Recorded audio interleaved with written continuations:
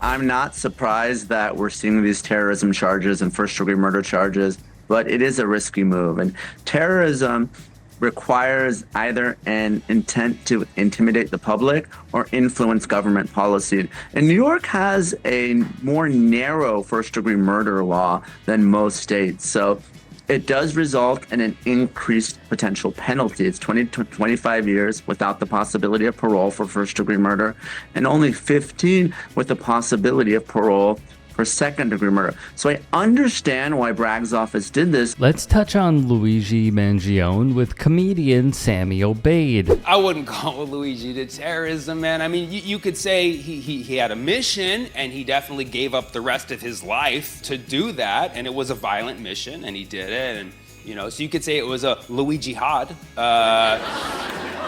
and he was radicalized by back pain,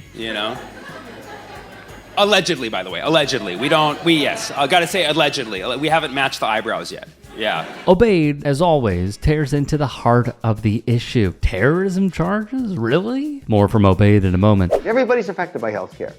They should be coming out now saying, look, we get it. We have families too. We're people. We have children. We care about what you think about, and we're going to automate this process and make it better or do whatever they have to do. That when you appeal a case, it's not a delay situation. And if you have a valid claim, you get paid out. That's what insurance is supposed to do. But putting a fence around headquarters, hiring more security guards, that's all bad imagery, Wolf. It's all bad, and it's not the right answer. So if you're an executive, in interim management, United Healthcare, or any other health company, you got to read the room, Wolf. You got to read the room and realize right now that the public is turning against you. They are your customers, and they don't like it. Now, this poor man lost his life, horrific. But if anything good is going to come of this, it's going to be policy change, because you've basically got people lighting up their torches, just like in the Frankenstein story, and going to the castle, and they're going to burn it down. And you gotta hear that. Another point of contention, how different age groups feel about what took place on the streets of Manhattan. I noticed this issue has a generational divide. Okay, Gen Z loves the Luigi. They already got like Luigi tattoos, right? He's their hero, right? Millennials, we're a little more coy with it. We're like, I see what he did there. I see what he did there. Gen X is like, I don't want to be involved in this. I'm just gonna go to my room. And then boomers like, he's a murderer. This is an atrocity. Capitalism makes the world go round. You know what I mean? It's like a big generational divide. Which Obeid puts perfectly into context. Boomers feel one way, Gen X feels another, millennials too, and of course Gen Z. It is accurate to state there is a clear divide here. The family of Brian Thompson, the CEO of United Healthcare, who was shot and killed in New York City on Wednesday, has shared a statement in the wake of the shooting. On Thursday, Minnesota NBC affiliate KARE obtained a statement from the Thompsons, taped to the front door of their Minnesota home. It read, "We are shattered to hear about the senseless killing of our beloved Brian. Brian was an incredibly loving, generous, talented man who truly lived life to the fullest and touched so many lives. Most importantly, Brian was an incredibly loving father to our 2 sons and will be greatly missed.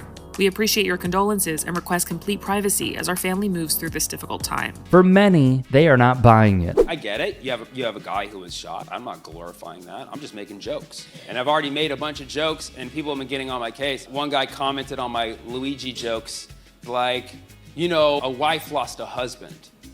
And I was like, wait a second. I looked it up. Brian Thompson separated from his wife in 2018. Yeah, they weren't even together. They were gonna get divorced eventually. So if anything, this kind of...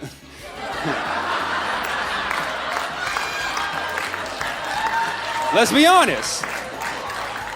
In which case does she get a better settlement, right? And let's be honest. If anything, she should be suspect number 1. Like, why are we not looking at that? They've been separated for 6 years, at least.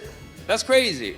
And they were likely, obviously, seeing other people. So yes, if anything, a side piece somewhere lost a sugar daddy, and I feel for that.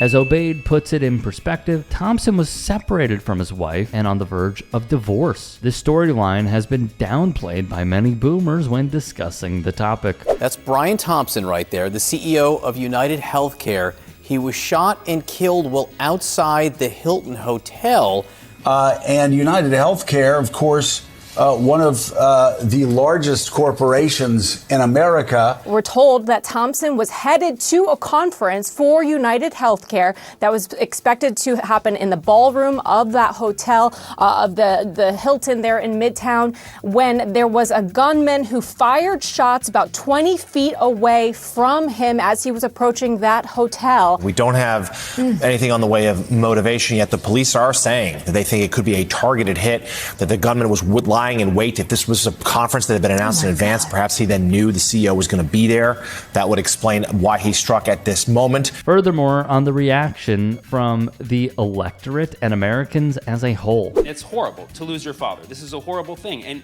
furthermore, horrible to hear about like why his father was killed and what he was involved in and all these things that might be haunting them for the rest of their lives. And that's a horrible thing. And I sympathize for those two teenagers, wherever they are. I really can't imagine what it is to deal with that kind of pain and grief and suffering. I do like to keep people in mind, but you're gonna say because of two people, I'm not even allowed to cover this topic. You know, as a comedian, my job is to cover the most relevant, sometimes controversial social topics. And you're saying I can't cover this because of two people? That's f***ed up. And you know what that is? That's denial of coverage. So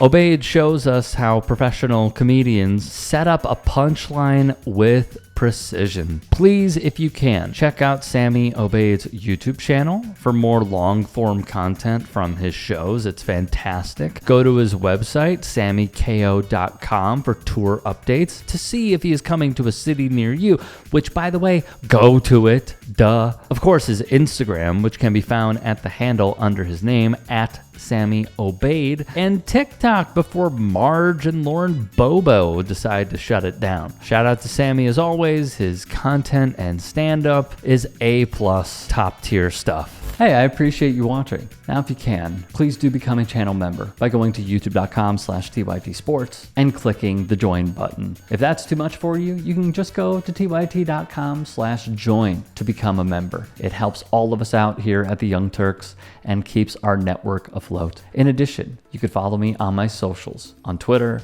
Instagram, and TikTok. Appreciate the love. Have a great day.